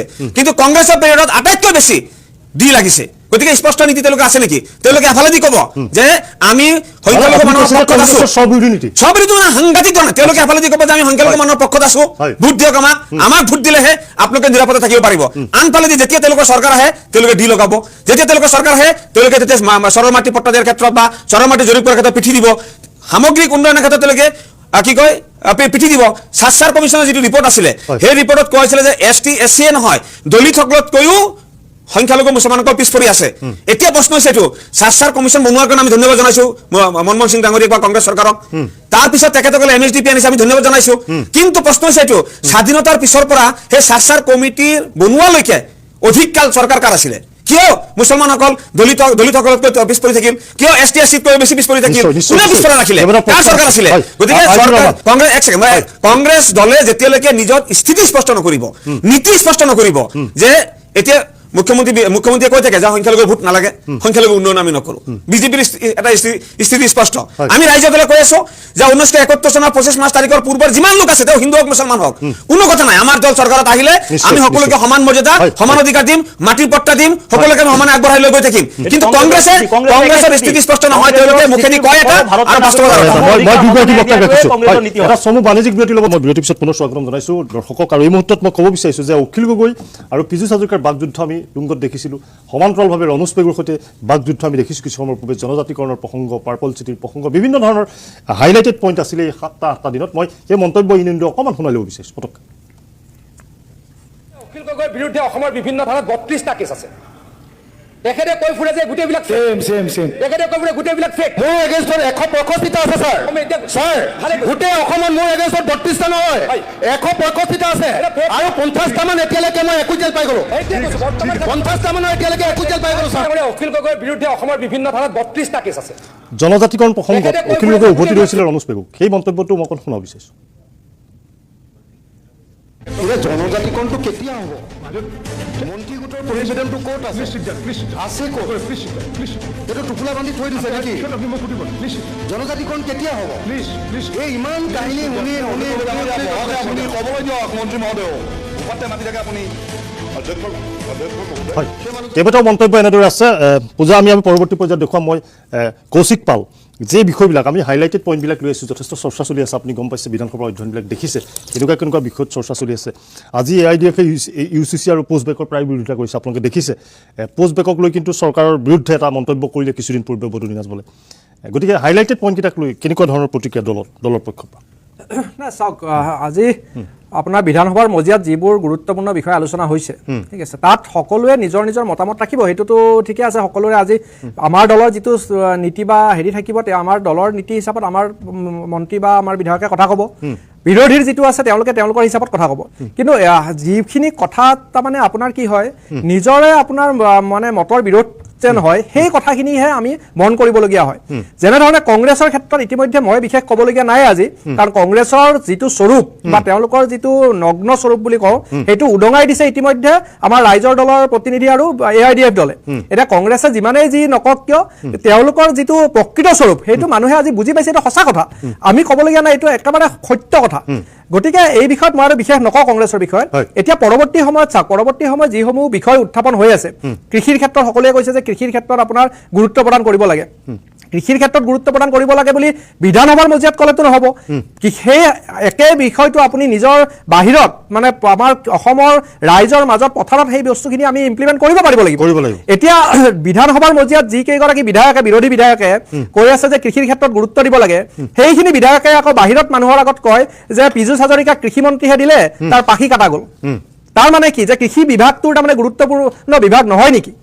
একেদৰে আপুনি যদি জনজাতিকৰণৰ বিষয়টো চাই জনজাতিকৰণৰ বিষয়টো কেৱল আমি ষ্টুডিঅ'ৰ মজিয়াত চিঞৰ বাখৰ কৰি বা আপোনাৰ এনে আপোনাৰ যেতিয়া ৰিপৰ্টাৰে বাইক ল'ব যাব তেতিয়া আমি চিঞৰ বাখৰ কৰি থাকিলে কিবা হ'ব জানো আজি সাংসদৰ ক্ষেত্ৰত মই কওঁ সাংসদৰ ক্ষেত্ৰত আজি কংগ্ৰেছত বাদে বেলেগ দলৰ সাংসদ অসমৰ পৰা নাই কংগ্ৰেছ দলে সাংসদ যি তাতে আছে আপোনাৰ হেৰিত আমাৰ দিল্লীত পাৰ্লিয়ামেণ্টত যেতিয়া এই বিষয়সমূহ উত্থাপন কৰিব বিচৰা হয় তেওঁলোকে সেইটোৰ পৰা চাইড কাটি ফালৰি কাটি যায় যোৱা ডিচেম্বৰ মাহতে 2 ডিচেম্বৰ তাৰিখে মই আপোনাক তথ্য সহকাৰে কৈ দিওঁ 2 ডিচেম্বৰ তাৰিখে আমাৰ যেতিয়া বীৰেন্দ্ৰ প্ৰসাদ বৈশ্য যি আমাৰ সাংসদ অগপ দলৰ তেখেতে এই বিষয়টো জনজাতিকৰণৰ বিষয়টো সংসদত উত্থাপন কৰিব বিচাৰিছিলে তেওঁ সেই বিষয়টোৰ ওপৰত কথা কৈ আছিলে কিন্তু সেই সময়তে বিৰোধী কংগ্ৰেছে এছআইআৰৰ ইছ্যুটো লৈ পেলাই চিঞৰ বাখৰত লাগি গ'ল আৰু তেওঁলোকে গোটেই ইছ্যুটো ডাইভাৰ্ট কৰিব পেলাই মানে সংসদৰ গোটেই পৰিস্থিতিয়ে বেয়া আৰু এই ইয়াক নেতৃত্ব দিছিল কিন্তু গৌৰৱ গগৈ ডাঙৰীয়া সেইদিনা তেওঁৰ যদি সদিচ্ছা থাকিলে হয় এছআইআৰৰ বিষয়টো তেওঁ পিছদিনা উত্থাপন কৰিব পাৰিলে হয়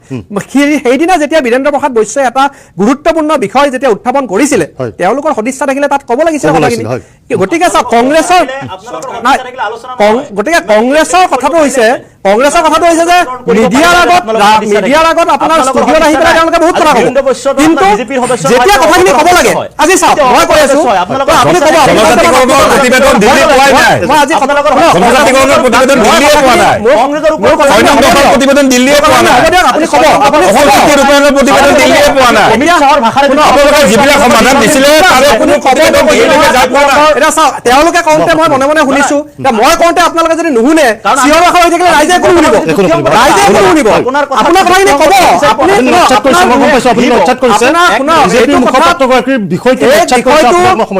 2 ডিচেম্বৰৰ হেৰি এতিয়াও আছে আপুনি চাব বিচাৰিলে ৰেকৰ্ড গৈ পেলাই আপুনি চাব তাত এই বিষয়টো উত্থাপন হৈছিলে কংগ্ৰেছে গৌৰৱ গগৈ ডাঙৰীয়া নেতৃত্ব লৈ পেলাই তাক এছআইআৰত কনভাৰ্ট কৰি পেলাই তাক ডাইভাৰ্ট কৰি পেলাই আৰু এটা বিষয় কৈ দিওঁ আপোনালোকে কংগ্ৰেছে চৰিত্ৰ মানুহে বুজি পাইছে আপুনি আপোনালোকে যে কৈ আছে অলপ আগতে কংগ্ৰেছ দলৰ এইটো বিষয় বাদে দিলো মই এতিয়া অলপ আগতে যে আপোনালোকে খুব যে সংখ্যালঘুৰ যে ত্ৰাণকৰ্তা হিচাপত আপুনি যে ভাষণ দি আছিলে অলপ আগতে খুদ বিধানসভাৰ মজিয়াত মুখ্যমন্ত্ৰী ডাঙৰীয়াই কৈছে আপোনালোকৰ 18 গৰাকী বিধায়ক আছে নে নাই 18 গৰাকী বিধায়ক আছে 19 গৰাকী আছে তাৰে 18 গৰাকী সংখ্যালঘু বিধায়ক আছে সেই 18 গৰাকী সংখ্যালঘু বিধায়কৰ যদি সদিচ্ছা আছিলে কিয় মুখ্যমন্ত্ৰী ডাঙৰীয়াক এদিনো এপ্ৰোচ কৰা নাই এআইডিএফ দলৰ বিধায়কে এপ্ৰোচ কৰিছে যে আমাৰ সংখ্যালঘু মানুহক মাটিৰ পট্টা প্ৰদান কৰিব লাগে গতিকে শুনক ষ্টুডিঅ'ৰ মজিয়াত কথাখিনি তাতে ক'ব শুনক য'ত সমাধান হয় কথাখিনি তাত ক'ব য'ত সমাধান হয় ইয়াত ষ্টুডিঅ'ত আপুনি চিঞৰি থাকিলে সমাধান হ'ব নেকি আপোনালোকৰ সদিচ্ছাটো তাতে ক'ব ন কৰিব নালাগে বুলি বাৰে বাৰে দাবী উত্থাপন কৰাৰ পিছত এই কথাসমূহ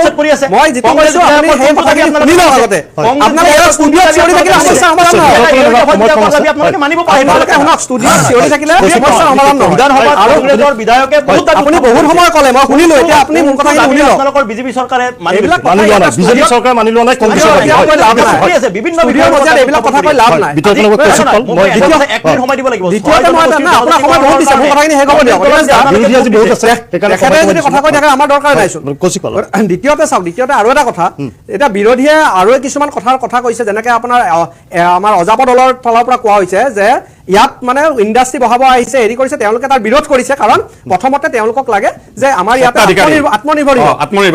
আত্মনিৰ্ভৰশীল অসম হ'বৰ কাৰণে তেওঁলোকে কেনেকুৱা অসম বিচাৰে তেওঁলোকে এনেকুৱা অসম বিচাৰে নেকি যে আমাৰ ল'ৰা ছোৱালীয়ে গৈ পেলাই বাংগালোৰ কেৰেলা তামিলনাডু হায়দৰাবাদত 10,000 টকা চাকৰি কৰক আৰু তাত গৈ পেলাই বেমাৰ হৈ পেলাই যেতিয়া মৃত্যু হ'ব তেতিয়া ঘূৰি আহিবও নোৱাৰিব সেইখিনি সামৰ্থ্য নাথাকিব তেওঁলোকে এনেকুৱা আত্মনিৰ্ভৰ তেওঁলোকে কেনেকুৱা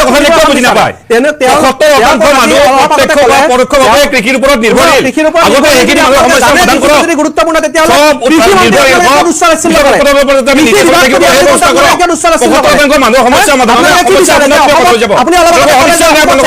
উদ্যোগটো হোৱাৰ বিপৰীতে ইয়াত আপোনাৰ প্ৰতিটো সমষ্টিত 1 কোটি টকা দিব লাগিছিল 1 কোটি টকাৰে আপুনি কি কৰি দিলে শিৱসাগৰ লখিমপুৰৰ 5 বছৰত কি কৰিলে 5 বছৰত কি কৰিলে ৰাইজৰ পৰা সুধিছো যে কৃষি বিভাগ দিয়াক লৈ আপোনালোকে সমালোচনা কৰিছিল ৰাইজৰ দলে বিজু ধাৰুকা কৃষি বিভাগ দিয়াক লৈ জলসিঞ্চন দিয়াক কৃষি বিভাগ দিয়াৰ কাৰণে সমালোচনা কৰা হোৱা নাই কৃষি বিভাগৰ সাংঘাতিক গুৰুত্ব আছে কিন্তু প্ৰশ্নটো হৈছে এইটো যে যোৱা চৰকাৰত বিজু হাজৰিকা ডাঙৰীয়াৰ যিটো ভূমিকা আছিলে সেই ভূমিকাটো বৰ্তমান চৰকাৰত আছে নেকি আপুনি চাব তেখেতৰ সমান্তৰালকৈ জয়ন্ত মল্ল বৰুৱা ডাঙৰীয়াক বিত্ত বিভাগো দিয়া হৈছে বন বিভাগো দিয়া হৈছে পৰিৱেশ বিভাগো দিয়া হৈছে আকৌ কাটি আনি পিনি জলবায়ু বিভাগো দিয়া হৈছে সেই কথাটোৱে কোৱা হৈছে তুলনা কৰিবলৈ যাওঁতে দেখা যাব যে পীযুষ হাজৰিকা ডাঙৰীয়াৰ যিখিনি প্ৰভাৱ আছিলে সেই প্ৰভাৱখিনি কমাই দিয়া হৈ আছে হয়, কৌশিক পাল এতিয়া কথা কেনেকুৱা হৈছে হৈছে যে- মই- এইটো তেওঁলোকৰ চিন্তাধাৰা আজি এজন বিহুনক আজি তাৰমানে আপুনি কি যে কোনোবাই যদি বিত্ত বিভাগ পায় কৰি আছে কি চিন্তা কৰি থাকে কোনোবাই বিত্ত বিভাগ পালে তেওঁ ইম্পৰ্টেণ্ট হৈ যাব কোনোবাই শিক্ষা বিভাগ পালে তেওঁ তলত নামি যাব এনেকুৱা হ'ব পাৰে নহয় যে আমাৰ বিজেপি চৰকাৰৰ দলে প্ৰতিটো বিভাগ ইম্পৰ্টেণ্ট বিজেপি দলৰ যি আমাৰ সংকল্প পত্ৰ আছিলে চৰকাৰৰ কাৰণে প্ৰতিটো বিভাগ সেই ইম্পৰ্টেণ্ট সংকল্প পত্ৰ কাৰ্যকৰী কৰাৰ ক্ষেত্ৰত পীযুষ হাজৰিকা তেখেতসকলে কি ডাঙৰীয়া ভূমিকা লৈ আছে? যিকেইটা বিভাগ দিছে আপুনি তাৰমানে কি ক'ব বিচাৰিছে যে সেই বিভাগকেইটা ইম্পৰ্টেণ্ট নহয় নেকি আমি কি ক'লো তে আপুনিতো ক'লে যে আমি তেওঁৰ কি ক'লো? যে তেওঁ- কৃষি আপুনিতো বিভাগ ক'লে যে তেওঁৰ বিভাগ ইম্পৰ্টেন্স আছে। কমি গ'ল কেনেকে বুজালে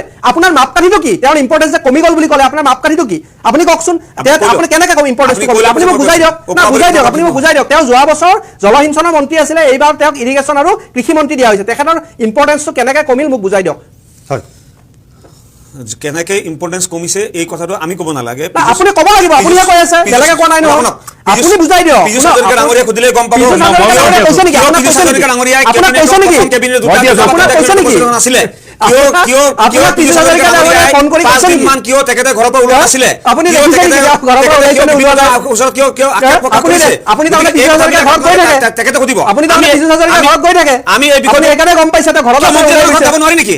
আপুনি যাব তাৰমানে মন্ত্ৰীৰ ঘৰত যাব নোৱাৰি? না, আপুনি যায় তাৰমানে মন্ত্ৰীৰ ঘৰত যাব নোৱাৰি? না না আপুনি যায় তাৰমানে কি নিষিদ্ধ সেইকাৰণে নেকি? গম পাইছে নিষিদ্ধ নেকি? আপোনাৰ- না না নিষিদ্ধ নিষিদ্ধ নহয় আপুনি নেকি? যায় নে নাযায় এইটো নিষিদ্ধ কওক। নেকি? আপুনি যায় নে নাযায় এইটো কওক। মুখ্যমন্ত্ৰী কাৰ্যালয়লৈ আপুনি- যোৱা না, না, কোনোবা মুখ্যমন্ত্ৰী মন্ত্ৰী বাদ দিয়ক, কাৰ্যালয়লৈ পীযুষ যোৱা হাজৰিকা নিষিদ্ধ ঘৰত গৈছিলে নেকি? নাই? কেৱলমাত্ৰ বিজেপি আপুনি কাৰ্যালয়লৈ যোৱাটো বেলেগ কথা। ঠিক আছে। কাৰ্যালয়লৈ যোৱাটো বেলেগ কথা আৰু জনজাতিকৰণ ঘৰত যোৱাটো বেলেগ কথা। জনজাতিকৰণ কৰাৰ ঘৰত ক্ষেত্ৰত যোৱাটো বেলেগ কথা। চৰকাৰৰ ভূমিকাটো আপুনি- স্পষ্ট কৰিব লাগে আপুনি যিটো জনজাতিকৰণ বিষয় কেতিয়া কৈছে, হ'ব সেইটো কথা কওক। শিল্পকৰ্তব্য কৰিছিলে এতিয়া উত্তৰটো কিয় দিব নোৱাৰে আপুনি আপোনালোকে? বেলেগ বিষয়ত না, না, জানিব বিচাৰিছে, ঠিক আছে। জনজাতিকৰণ আপোনাৰ হাতত কেতিয়া উত্তৰ হ'ব? নাই। 6 জন আপুনি বেলেগ বিষয়ত জানিব বিচাৰিছে, সেই ক'বলগীয়া নাই, উত্তৰটো আমাক আপুনি লাগে কৈ থাকক। সেই উত্তৰটো আমাক লাগে আপোনাৰ 6 জনক উত্তৰ নাই, গতিকে মই গম পাইছোঁ আপুনি কি সেই ক'ব। উত্তৰটো আমাক লাগে জনজাতিকৰণ সেই উত্তৰটো কি আপোনালোকে দিব নোৱাৰে আমি সেই কথাটো ধৰি আছো হয়। যে আমাৰ কোনটো কথা যিমান ধৰিছে চিণ্ডিকেট আপুনি? চলি আছে আপোনাৰ ছাগলীয়াৰ পৰা এই হদিয়ালৈকে যিমান চিণ্ডিকেট চলি আছে সেই চিণ্ডিকেট বিলাক কেতিয়া বন্ধ হ'ব সেই প্ৰশ্ন উত্তৰ লাগে আমাক সেই আপোনালোকে কথাবিলাক আমি ধৰি আছো আজি ব্ৰইলাৰৰ গাড়ী ব্ৰইলাৰ মুৰ্গীৰ গাড়ী এটা কিমান টকা দিব লাগে হয়তো আপুনি নাজানিব পাৰে আপুনি নাজানিব পাৰে কিন্তু আপুনি জানে যদি কওক না। কিমান টকা লৈ আছে আমি আপুনি কৈ আছো কওক, আপুনি জানে যদি আমি কৈ কওক। আছো যে আপুনি- ব্ৰইলাৰৰ গাড়ী আপুনি পৰা কওক। কিমান টকা লৈ আছে কওক না। কণীৰ গাড়ী পৰা কিমান টকা লৈ আছে এনেকে ক'লে নহয়, গাড়ীৰ পৰা কিমান টকা লৈ আছে আপুনি তথ্য কাঠৰ দিয়ক। চিণ্ডিকেট কাঠৰ চিণ্ডিকেট কিমান টকা লৈ আছে দিয়ক। কোন হয় গোবিন্দ চৰকাৰ আপুনি দিয়ক কোন হয় গোবিন্দ চৰকাৰ তথ্য চিনি দিয়ক। পায় আপুনি চিনি পায় গোবিন্দ চৰকাৰ আপুনি কোন তথ্য হয় সহকাৰে দিয়ক। এই যে কথাবিলাক এই কথাবিলাক যেতিয়া ধৰে অখিল গগৈদেৱে যেতিয়া ধৰে তেতিয়া অখিল গগৈৰ বিভিন্ন ধৰণৰ অভিযোগ উঠে। ড্ৰাইভাৰ হ'বৰ কাৰণে এইবোৰ কথা কৈ লাভ নাই। কংকনজ্যোতি গোস্বামী মই আপোনাৰ 1.5 মিনিট সময় মন্তব্য ল'ব বিচাৰিছোঁ হয়। মই কম আজি বিৰোধী বহুত হয় হয় চাওক ইয়াত ক'ব লগাটো বহুত কথাই আছিল কিন্তু মই এটা কথা কওঁ যে- গুৱাহাটীৰ প্ৰসংগ পাৰ্পল চিটি প্ৰসংগটো বেছিকৈ বিতৰ্কত আহি গৈছে যোৱাকালি পৰহি দিনটো হয় চাওক পাৰ্পল চিটি হওক বা গ্ৰীণ চিটি হওক ব্লু চিটি হওক ৰেড চিটি হওক সেই মানুহৰ উপাৰ্জন বৃদ্ধি নকৰে সেই মানুহৰ কোনো সমস্যা সমাধান নকৰে গতিকে এইবিলাক টুলুঙা বিষয় কিন্তু ইয়াৰ মূল উদ্দেশ্যটো মই কৈ দিওঁ তেওঁলোকে এতিয়া পাৰ্পল চিটি কৰিব আৰু কেইটা বজাত ইয়াক লাহে লাহে নি পেলাই গেৰুৱা চিটি কৰিব তাৰমানে গেৰুৱাকৰণ কৰাত তেওঁলোকৰ এইটো এটা ফন্দি মানে প্ৰথমতে পাৰ্পল privatization কৰিব কৰিব নেকি? তাৰপিছত গেৰুৱাকৰণ কৰি চব গেৰুৱা ৰং দি দিব তাৰপিছত এইটো বিজেপিৰ এটা ফন্দি এইটো অমিত শ্বাহ আৰু নৰেন্দ্ৰ মোদী তেখেতসকলে নিৰ্দেশ দিছে হিমন্ত বিশ্ব শৰ্মা নাই যে যে আমাৰ এইকাৰণে ধৰ্মধৰা যেতিয়া এই বিয়পাই দিয়া কথা ক'ব গেৰুৱাকৰণ কাৰণে কৰা যাব গেৰুৱা। আঞ্চলিকতা বা মানুহবিলাক যে অলপ খং খাব পাৰে গতিকে আগে এইটো এজাৰ গছ পাছত লাহে লাহে ৰুব এজাৰ গছ ৰুব এজাৰ গছ ৰুই তেওঁলোকে প্ৰথমতে পাৰ্পল কৰিব এইটো মানে পাৰ্পল কৰাৰ তেওঁলোকৰ এটা এইটো যুক্তি যে এজাৰ গছ ৰুই পাৰ্পল হ'ব আৰু সেইটোৱে কথা তাৰ নাছিম আপুনি কি ক'ব নাছিম আপুনি কি ক'ব যে গুৱাহাটীত মানে কি বিধানসভাত কেইবাটাও বিষয় বিতৰ্কৰ মাজত থাকিলে শেষ মন্তব্য ল'ব বিচাৰিছোঁ আপোনাক AIDF এবাৰ অকণমান বিজেপিক বেছিকৈ ছাপৰ্ট দি আছে নেকি বিজেপিৰ কিছু কথাত সমৰ্থন জনাইছে এইবাৰ চৰকাৰখনক কংগ্ৰেছৰ তুলনাত না ভাল কামত সমৰ্থন জনাবই লাগে এইটো বিৰোধী হওক যি কথাটো হৈছে কি যে চৰকাৰক সমৰ্থন AIDF দলে কংগ্ৰেছ কি কয় বিজেপিক মানে চৰকাৰক সমৰ্থন জনোৱা এই কথাটো তেনেকুৱা নহয় আমাৰ কথাটো হৈছে যি চৰকাৰে কাম ভাল কৰিব হয় তাক সমৰ্থন জনোৱাত কোনো আপত্তি নাই আমি বিৰোধী পক্ষ আমি দল সৃষ্টি হোৱাৰ পিছৰ পৰা এতিয়ালৈকে আমি যে চৰকাৰত যাব পাৰিম সেই লক্ষ্যলৈ আমি আমাৰ দল আগবাঢ়ি যোৱা নাই আমাৰ কথা হ'ল এইটোৱেই যে আমি আপোনালোকে পোষ্ট বেকৰ বিৰোধিতা কেলে কৰিছে পোষ্ট বেক আৰু UCCৰ বিৰোধিতা কিয় কৰি আছে হয় পোষ্ট বেক আৰু UCCৰ বিৰোধিতা কিয় কৰিছে আপোনাৰ পৰা জানিব বিচাৰোঁ নাই পুছবেকটোতো এইটো সম্পূৰ্ণ আইন বিৰোধী কাম হয়। আজি ধৰক মই যদি ইলিগেল হওঁ তেতিয়াহ'লে মোক চিষ্টেম অনুযায়ী আপুনি মোক আঁতৰাই দিয়ক এইটোতো চিষ্টেম নহয় যে আপুনি মোক ৰাতিৰ আন্ধাৰত নি পেলাই কোনোবা জেগাত পেলাই থৈ আহিব মইতো মানুহ হওঁ না মইতো মানুহ গতিকে মানৱীয় দৃষ্টিভংগীত যদি আপুনি এনেকুৱা কৰা যায় তেতিয়াহ'লেতো কেতিয়াও ঠিক নহয় এতিয়াতো আমি এইটোত আমি বিৰোধ কৰিমেই আপোনালোকে কি আৰু বিচাৰি দেখা আছে গ'ল, এতিয়া?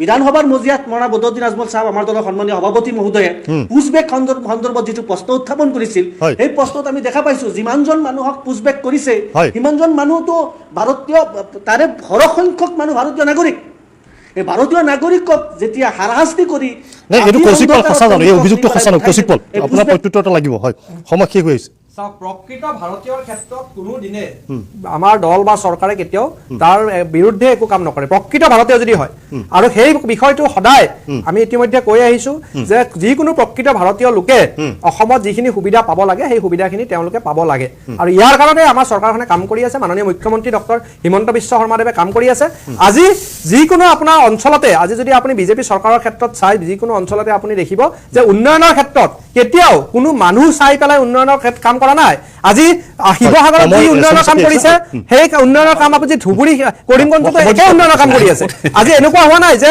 চৰকাৰখনে মানুহ চাই পেলাই ধৰ্ম চাই পেলাই কাম কৰি আছে নিশ্চয়, প্ৰকৃত নিশ্চয়। ভাৰতীয় য'ত আছে আজি যদি নিশ্চয়। ধুবুৰীত আমাৰ যদি মেডিকেল কলেজখন বনাইছে সেইখন এনেকুৱা নেকি যে তাত অকল আমাৰ হিন্দু মানুহে গৈ পেলাই হেৰি কৰিব নহয় তাত যিসকল আমাৰ ধৰ্মীয় সংখ্যালঘু আছে তেওঁলোকেও যাব গতিকে কথাটো হ'ল যে গতিকে ইয়াত কথাটো হৈছে যে প্ৰকৃত ভাৰতীয়ৰ ক্ষেত্ৰত পুছবেক হ'ব যদিহে তেওঁ ইলিগেল হয় তেওঁ যদি অবৈধ অনুপ্ৰৱেশকাৰী হয় অবৈধ অনুপ্ৰৱেশকাৰী হলে তাত পুছবেক হ'বই তাক লৈ পেলাই আমি মানে বন্দী প্ৰত্যাপন চুক্তি কিয় নকৰিব দিনৰ পোহৰত কোনো কোনো কাৰণত যে ই বন্ধ নহয় বিৰোধীয়ে যিমানে বিৰোধ কৰক অবৈধ বাংলাদেশী অবৈধ অনুপ্ৰৱেশকাৰীৰ ক্ষেত্ৰত নলবাৰীৰ সাকিনা খাতুন নামৰ এই No compromise.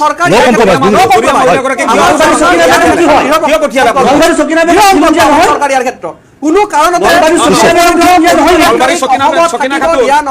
গৰিয়া সম্প্ৰদায়ৰ মহিলাগৰাকী কিয় পঠিয়ালে আপুনি নাজানে আপুনি নাজানেকে কৈ আছে ধন্যবাদ